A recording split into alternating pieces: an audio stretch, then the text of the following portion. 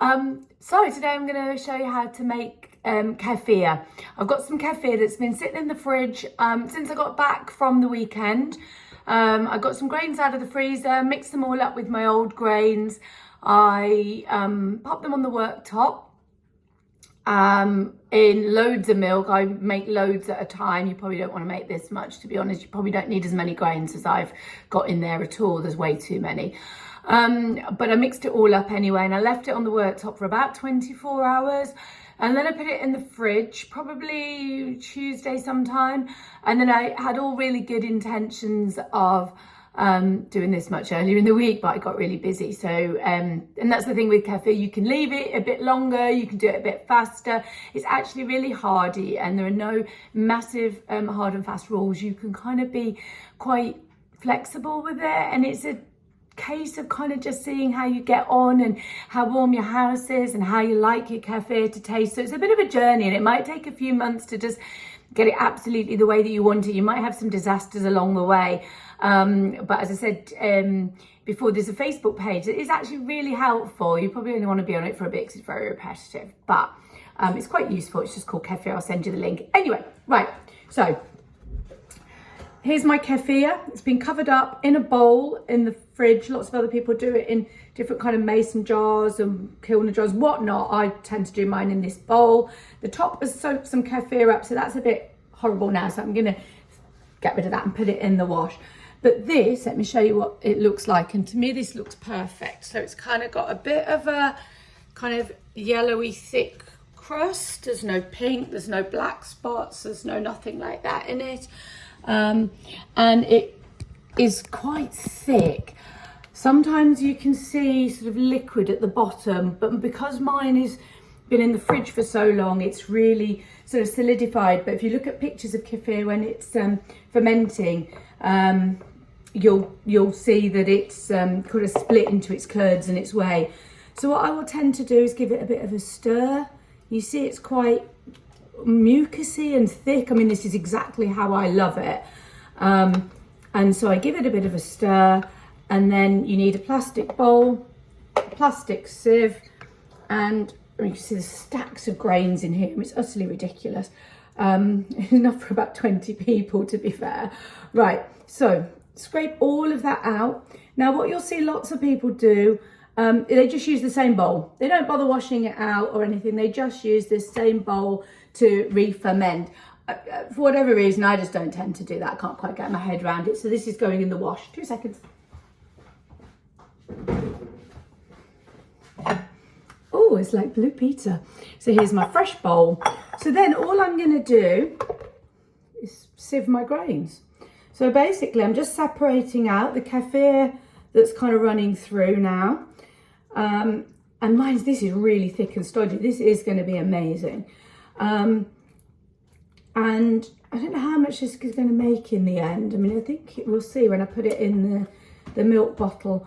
But yeah, it's and it's going to take a little while as well for all that to drain through. So let's have a look.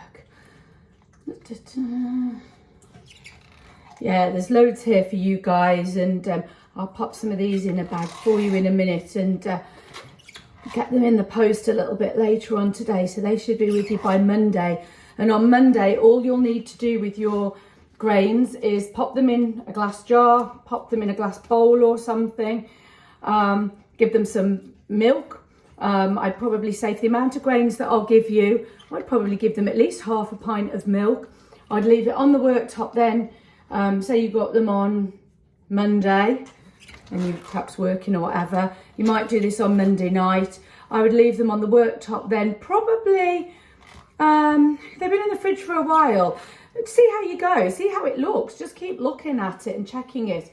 While it's on the worktop, I'd leave it covered, don't want any flies or bugs getting in, but don't seal it because when it ferments it gets fizzy, and so it's going to want to pop. There's a lot of schools of thought about aerobic and anaerobic fermentation. Some people, when they put it in the fridge, they will do an anaerobic fermentation. I never do. I always just leave mine covered very, very lightly.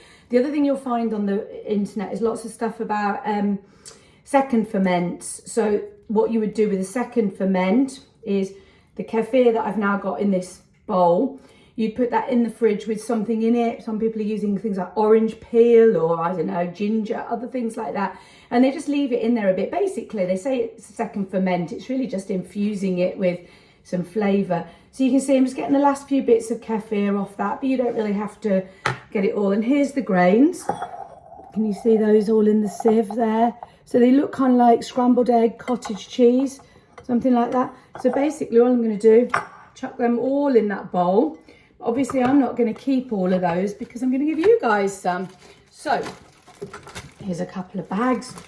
I haven't got any very good Tupperwares, I'm afraid. But I'll be fine in a bag. So you wouldn't routinely, historically, use metal for kefir, but I think that was in the days before stainless steel. I'm giving you loads, honestly. There you go, that's one lot. And, I mean, that will be enough definitely for, well, half a pint, 3/4 of a pint of milk. Other people would use even like a teaspoon. So here we go. I've probably given you each 25% of what I've currently got here. So there we go. There's one little bag of grains here. I'll get them all tied up in a minute. I'll package them a bit better as well. I'll put them in another couple of bags, make sure they don't spill or anything.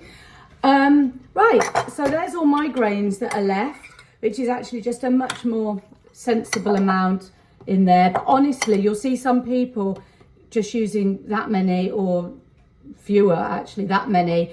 Depends how much you want. But anyway, that's how many I've got now. And I will just start the process again. It's as simple as this. I tend to like start with the grains in. I tip the milk on, try and sort of make sure the grains are sort of well spread through the milk.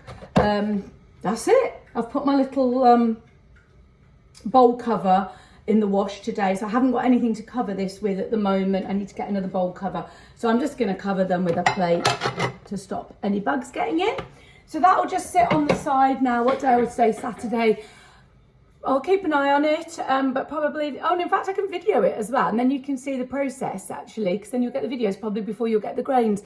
What I'll do then is probably Sunday night, yeah, I'll maybe pop it back in the fridge, because I've now got absolutely stacks of kefir to drink throughout the week. And so I tend to use these glass old milk bottles, and literally, there you go. So you can see how thick and creamy that is as it goes in. And this is probably where I'm getting a bit of a mess.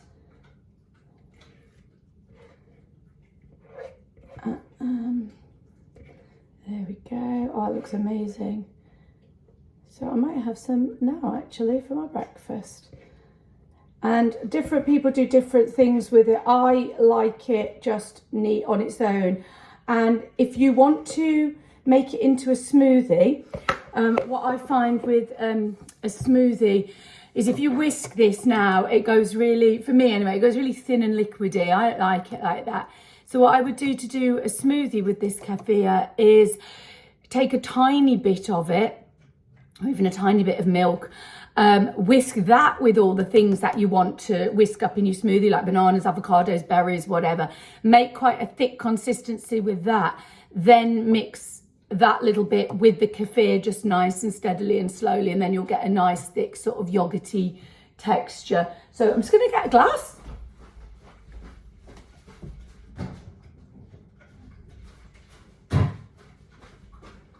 Literally feel like Nigella. I'm going to try it after I wax lyrical about it, make sure it is okay. Oh my God, that's amazing.